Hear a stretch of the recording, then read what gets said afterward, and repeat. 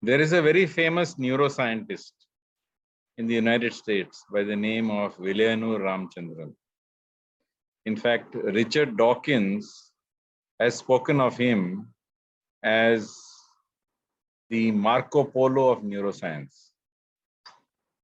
And he's written a beautiful book called The Telltale Brain. And in that Telltale Brain, he describes how altered states of experience, as described in the Bhagavad-Gita, come about. And he describes the neurological background of how it occurs. So to explain this, he first talks about a very interesting case of a man who sees everybody as an imposter. He sees his wife, and when he sees his wife, this patient says that this lady looks like my wife, she talks like my wife, she behaves like my wife, in every way she's like my wife, but she's really an imposter. Same way when he sees his father or mother, he looks at his mother and says that my mother, she looks like my mother, she speaks like my mother, she behaves like my mother, but she's not my mother, she's an imposter. And so on, so forth with his children and other dear ones. And this syndrome is known as the Capgras syndrome. And Vilayanu Ramchandran describes that in this Capgras syndrome, why does he see people who are near and dear to him as imposters? He sees them as imposters because he says that in the disease process, the connections between the neocortex or the higher parts of the brain and the emotional part of the brain or the limbic system, especially that part where recognition of the face is concerned. So the recognition of the face takes place in the neocortex, and that part is connected to the emotional center of the brain, which is known as the limbic system. And when you see your wife or when you see your mother, it's not just that you see their face or their speech or their behavior, you also begin to feel something. But in a person with Capgras syndrome, the connection between the face recognition and that part of the brain where emotions are felt has been severed. It has been blocked, so that he's seeing everybody, his wife, his mother, his children, but somehow no emotional response is coming forth. And that syndrome he describes as the Capgras syndrome. Vilayanu Ramchandran then goes on to describe an even more extreme version of this, where it's not just the facial recognition part that is not connected with the emotional part of the brain, but the emotional part of the brain is completely disconnected from the neocortex or the highest part of the brain. So in fact, this person, when he sees anything in the world, he doesn't feel anything. He has complete absence of emotion. In fact, he doesn't even believe that he's alive. He thinks of himself as if he is dead. And this syndrome Vilayanu Ramchandran describes is really called the Cotard Syndrome. It's called the Cotard Syndrome.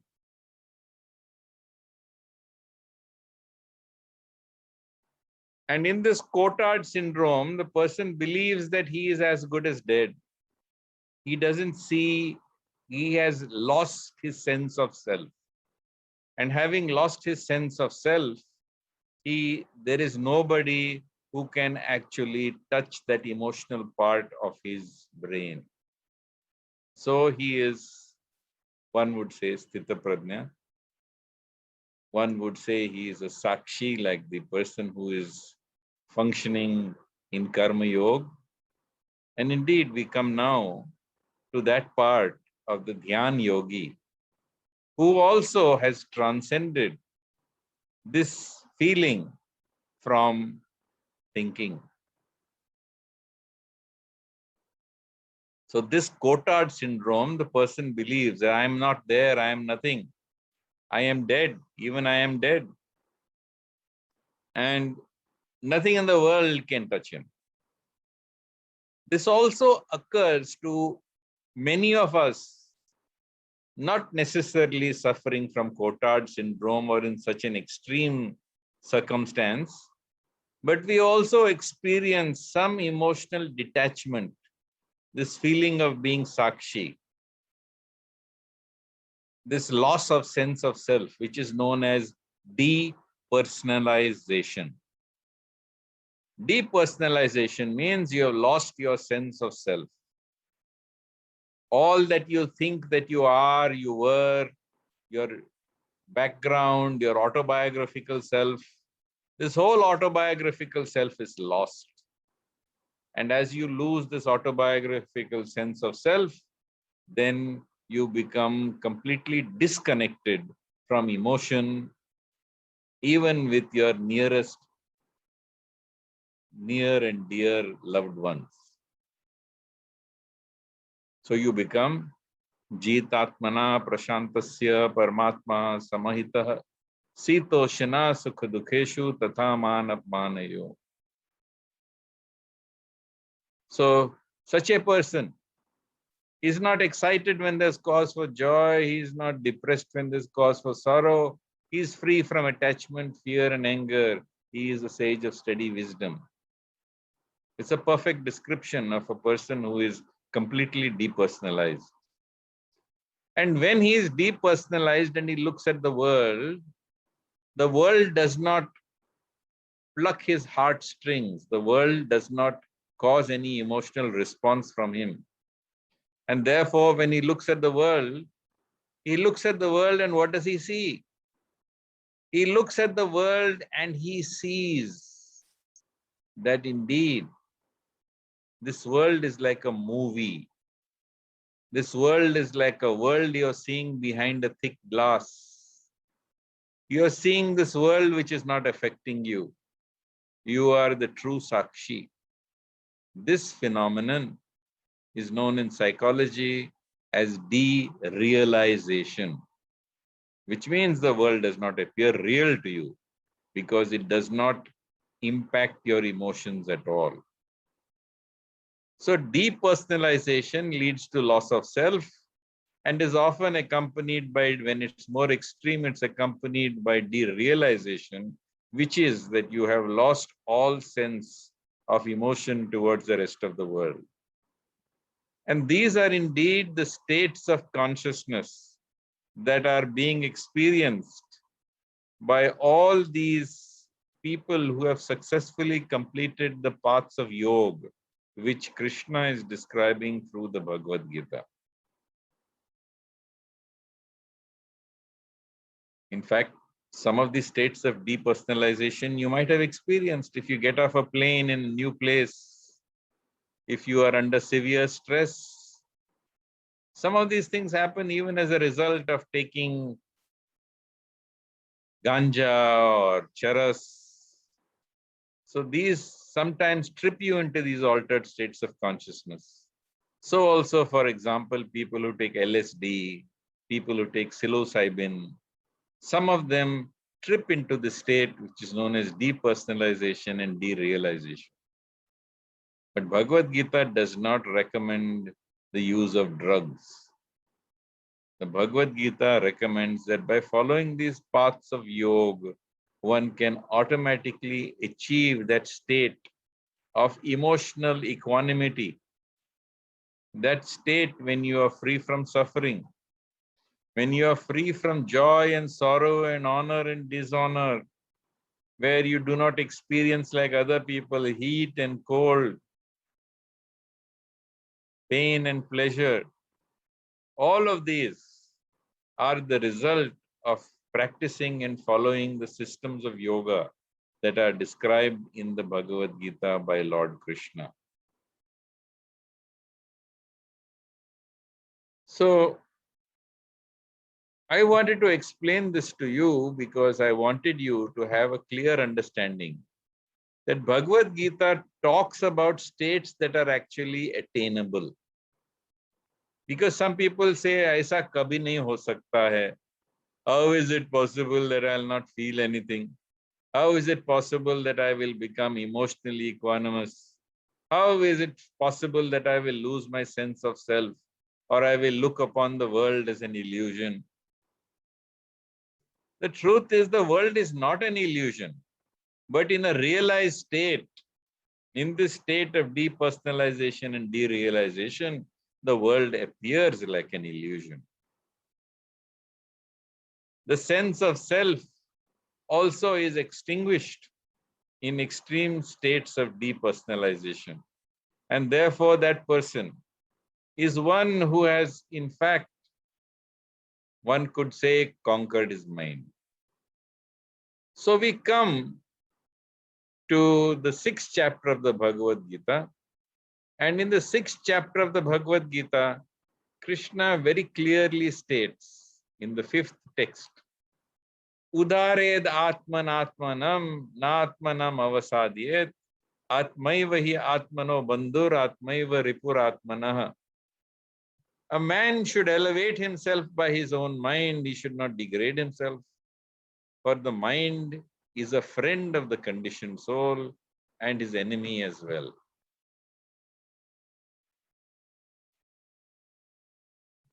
So, in the 6th chapter, 6th verse, Krishna says, Bandhur atmana atmanastasya yenatmaiva atmana jita anatmanastu shatrutve vartet atmaiva tu shatruvat. For one who has conquered his mind, the mind is the best of friends. But for one who has failed to conquer his mind, for him, that same mind is the greatest enemy. See, people have a great difficulty in translating the Bhagavad Gita. So it's very important you have a proper translation. If you see, the Bhagavad Gita precedes classical Sanskrit. So Sanskrit is pre-Panini and post-Panini. So classical Sanskrit has a different feel and meter to it, different meaning to it. But pre-classical Sanskrit, in which the Bhagavad Gita has been spoken and written, is very different. For example, people often translate Atman as being Brahman. Some people translate Atman as being the individual soul.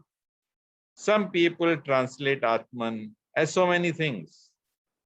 In fact, there's a very nice book on the Upanishads by Oldenburg, who describes that the meaning of the word Atman has transformed itself over the ages as the Upanishads were written. So originally Atman meant breath. Then Atman meant so many things, including the mind, including the body, including the sense of self, including the individual soul, including the super soul or Paramatman, including Brahman. So what happens is that when you read the Bhagavad Gita, you have to read the Bhagavad Gita in the context, which means you have to have a very deep understanding of the philosophy of the Bhagavad Gita and the philosophies that are described in the Bhagavad Gita. For example, if you have not studied Sankhya philosophy, if you have not studied Yajnavalkya's yoga philosophy, then you will never understand Bhagavad Gita, because Bhagavad Gita is derived from these. And if you look up more recent texts, like you look up Patanjali or you look up Shankara, you are reading something that is much, much, much later. And therefore, you cannot get a proper understanding and definitely not a proper translation. So in Sanskrit, the word carries meaning according to the context in which it is used. So in these verses which I have discussed, the word Atman means mind. And therefore, he says, for one who has conquered the mind is the best of friends. But for one who has failed to conquer his mind, the same mind will be the worst of enemies. And then in the 7th verse of the 6th chapter, Krishna begins to describe the state of a person who is truly depersonalized and who is truly derealized. And he says, Jitatmanah prashantasya paramatmah samahitah sitoshana sukha dukheshu tatha man apmanayo. What a beautiful verse, what a wonderful verse. Krishna says, for one who has conquered the mind, one who has conquered his mind, for him God is already reached. For one who has conquered his mind, the super soul, Paramatma, is already reached. For he has attained complete tranquility. To such a person, happiness and distress, heat and cold, honor and dishonor, they're all the same. Joy and sorrow, heat and cold, honor and dishonor, they're all the same. For one who has conquered the mind, God is already reached. For him, heat and cold, joy and sorrow, honor and dishonor, are all the same. So this is the state of a person who is attained mukti, the Dhyana Yogi as Mukt. This is what has happened to him. He has transcended all these joy, sorrow, heat, cold, honor, dishonor, because he has transcended the sense of self by attaining depersonalization and by attaining derealization. And Krishna continues and he says, Jnana Vijnana Triptatma Kutasto Vijitindriya Yukta iti uchyate yogi samaloshrashma kanchana. So a person who has acquired knowledge and realization is called a yogi when he is fully satisfied by virtue of this knowledge and experience.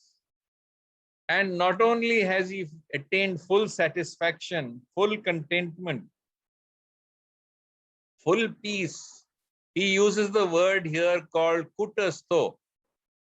Kutasto means like an anvil. When the blacksmith starts beating molten metal on his anvil to shape it, he can make it into a sword, he can make it into any kind of object. But he puts the metal in the fire, and when the metal begins to melt and has softened, then he places that molten metal on that anvil, which is like a rock which does not change, even though high temperature it is exposed to. It does not change, not only because there is high temperature, it does not change even when he bangs it with an anvil. So therefore, that anvil is known as kutasto. And kutasto means a person who is like an anvil.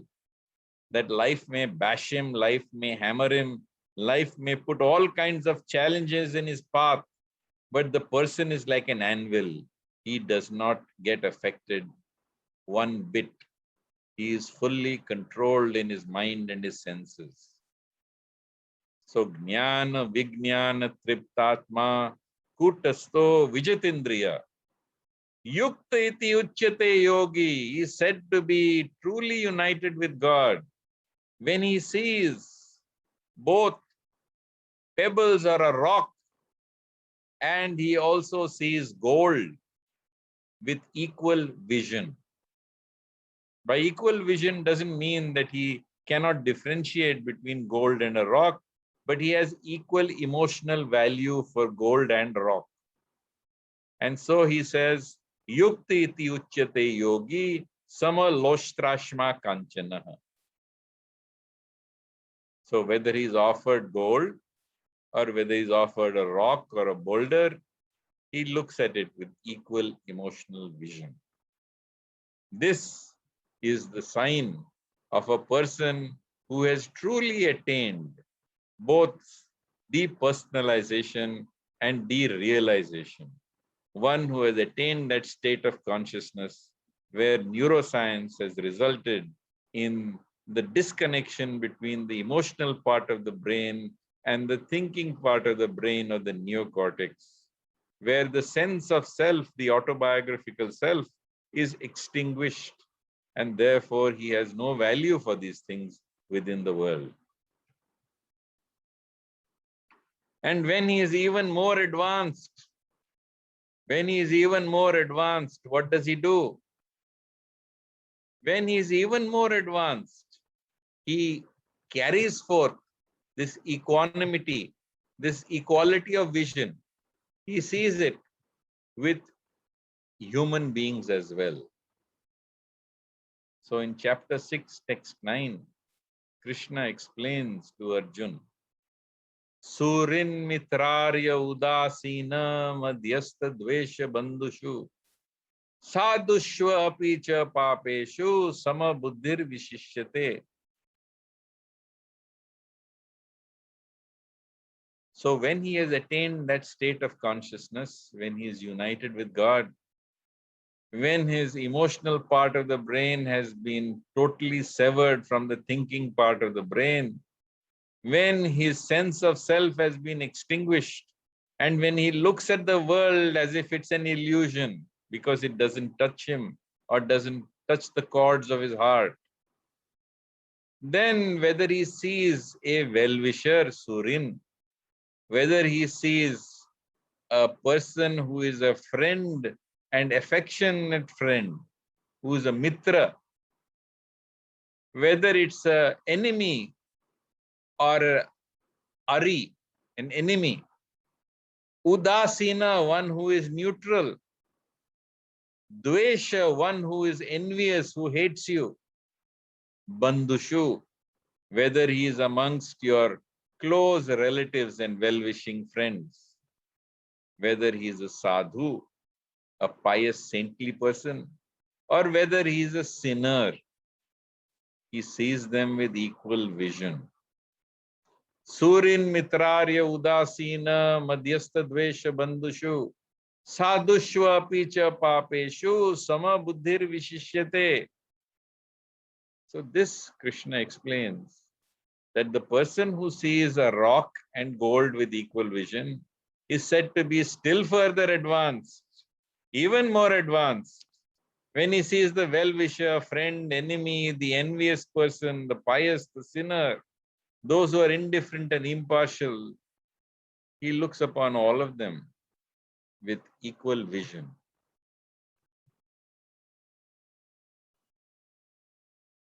So this is very important because such a person, Krishna explains, is truly a yogi. And that yogi is one who is situated in trance by means of his intelligence. His mind is fixed on God alone. He thinks of nothing else. He is completely free from the contamination of the world. He has no value for the world. Indeed, he has no value for the things of the world and the people of the world. And indeed, because of this, he sees God in all things. Yo mam pashyati sarvatra sarvam chamai pashyati tasyam na pranashyami sacha mena pranashyati. One who sees me everywhere and who sees all things within me, I am never lost to him, nor is he ever lost to me. So, this is the uniqueness of a person who is Mukt. So, that state of consciousness of the Dhyan Yogi who has attained that platform of Brahma Bhut, that platform of being Jeevan Mukt, is a person who has attained that equanimity of mind when he is not affected by people or the things of the world. That is the sign of being a yogi. Therefore, Krishna says to Arjuna in the second last chapter of this verse, he says, Tapasvi bhyo adhiko yogi, jnani bhyo mato adhika, karmi bhyaschadiko yogi, tasmad yogi bhavarjuna. This kind of yogi is greater than the tapasvi, the ascetic, greater than the person who is simply pursuing dry knowledge, greater than one who works for the fruits of his labor. Therefore, O Arjuna, in all circumstances, be a yogi. And then he goes on to say that among all yogis, the one who is abiding within Krishna in great faith, worshipping Krishna with transcendental loving service in bhakti, is most intimately united with him in yoga and is the highest of all. Yoginam api sarvesham madgatenantaratmana shraddhavan bhajate yomam same yuktatmo mataha. So, in today's class, I've tried to give you some background on the neuroscience of what happens on the path to attaining Jeevan Mukti. And I've shown you the verses in the Bhagavad-Gita which specify in the 6th chapter about the Dhyana Yogi. What is the state of that Dhyana Yogi who has attained true salvation and liberation? So with this, I will pause. If you have any questions, please feel free to ask me.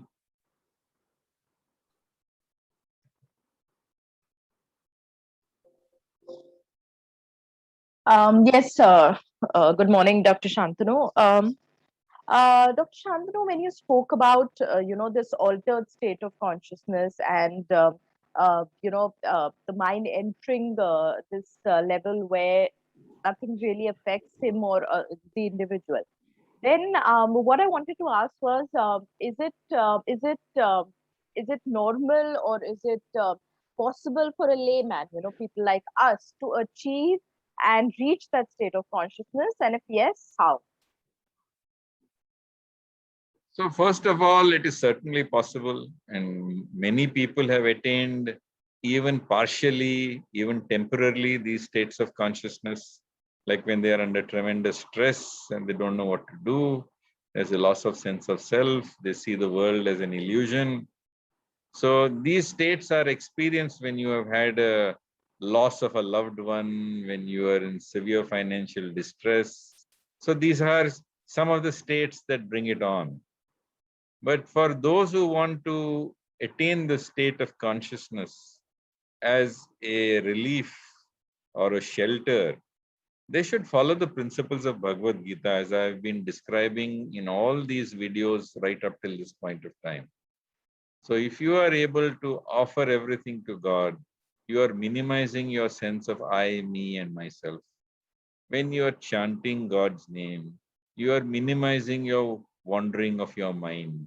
And also, you are thus extinguishing the sense of self, transitioning naturally and gradually to depersonalization and also to derealization. And the beauty of this is that you can always move back when you need to be more involved with the world. You can always move forward when you want to be detached from the world. And of course, we have this question. I think we asked it last week also. Can sadhana help in reaching that stage? I can't hear Doing you. sadhana. Can sadhana, doing sadhana help in reaching that stage? Yes, in fact, all that I've been talking about in all these videos is about the sadhana that you have to do. And if you do this sadhana, I can assure you that within 15 days of the sadhana which I have prescribed to you through these videos, you will definitely experience a distinct and definite difference in the state of your consciousness. And it doesn't matter what trouble you're going through, what distress you're going through, what unhappiness you're going through, whether it is in your professional life or in your personal life, whether it's in your job or in your relationships. When you engage in this act of remembering God and forgetting self, by offering everything to Him in a spirit of devotion and renunciation, by chanting God's name for 2 hours in the morning and 2 hours in the evening, it's only 15 days for you to really experience and see whether it works or not. Why are people asking me this question, can you attain this state? That means no one is, the people who are asking me this question have not really tried what I have told them. Because if they've tried what I have told them, they would be experiencing it already. And I'm sure many people in the audience who are sincerely trying it are coming close to that state. Right. Thank you. Dr. Shantanu, we had a question last week. I think I'll ask it this week. What is the difference between a Raj Yogi and a Jeevan Mukt? What? I'll ask it again. What is the difference between a Raj Yogi and Jeevan Mukt? Bhagavad-Gita does not talk about Raj Yogi. So this is some thing that they have pulled out of somewhere else. This is not with reference to Bhagavad-Gita at all. So we can just forget that term. Sure. See, what has happened over a period of time is that from the time of Yajnavalkya, the path of yoga has constantly evolved and been modified. And you have Patanjali, who in his description of yoga talks about yoga purely as a meditative practice. You see? And Sukham Sthiram Asanam is all that he talks about as far as asanas are concerned. If you can be comfortable and you can be steady, that is asana. On the other hand, there is another form, another aspect of yoga, which is Hatha Yoga. And this Hatha Yoga, which has its own scriptures and its own, like Hatha Yoga, Pradipika, and so on and so forth, Gheran Samhita, and so many other texts which I have studied. They deal with using the body to attain that level. So somehow people have tried to combine the two. And in combining the two, they have called the physical aspect of spiritual. See, most yoga today is merely physical exercise based on Swedish gymnastic exercises that were adopted by Krishnamurti. But those who are using physical exercises as a means for attaining higher levels of consciousness, who are trying to attain union with God through that path, these people call it Hatha Yoga. And those who are using meditation call it Raja Yoga. And although the two are never really combined anywhere in history, in the 20th century, somehow people began to try to combine these two. So I don't like to discuss this because this has nothing to do with Bhagavad-Gita. Dr. Shantanu, this is not a specific question, but this is something just out of curiosity that I wanted to ask. In terms of children, a lot of us have children, young children. So at what age should we start So this is a two-part question. At what age should we start inculcating the Bhagavad Gita in them, and the devotion, the chanting that you mentioned, 2 hours in the morning, 2 hours in the evening? Can children also do it, and should do it? Actually, not also do it, should do it. And what is the right way when it comes to children? See, there was a group of doctors in a hospital in Bombay who were pregnant at the same time. And they decided to treat their children to exposure to Bhagavad Gita and the Shastras and chanting at a very young age. So while the children were conceived and in the womb, even while their sense of hearing was developing in the womb, they would play chanting, they would play shlokas, they would play Bhagavad Gita, and with a special pair of headphones that were attached to the pregnant womb. And over a period of time, these children were studied, and they were found to be extremely stable in mind, extremely emotionally, shall I say, equanimous, and they had a very different level of consciousness compared to other children around them. So how early can you start? Well, as soon as you conceive your child. Right. Great. Great. Thank you, Dr. Shantanu. That's were the questions we had this week and some of the last week. We still have time, so in case you know what you want to tell us something, or you want to let us know what you'll be covering in the next session, please go ahead. So I think the next time I will be covering the qualities of Krishna's devotee, who is also Jeevan Mukta. And Krishna has described this very beautifully in the 12th chapter of the Bhagavad-Gita. And by understanding and studying this, they will quickly come to the realization of how they are individually progressing in spiritual life. Great. Great. Any other Thank you so much. questions? Yes, no, I was just looking, so we don't have any more questions for this week. If the questions come, I'll send them to you. So meantime, I have posted the Telltale Brain link. If anyone is interested in neuroscience, they can have a look at the book. Right. I've also posted it on the Facebook page. I've taken the link from here and I've posted on the Facebook page. So our Facebook audience can also have a look at it. Okay, great. Thank you so much, Dr. Shantanu. Look forward to the next week. So Hare Hari Krishna. Om, Jai Shri Krishna, Hare Krishna.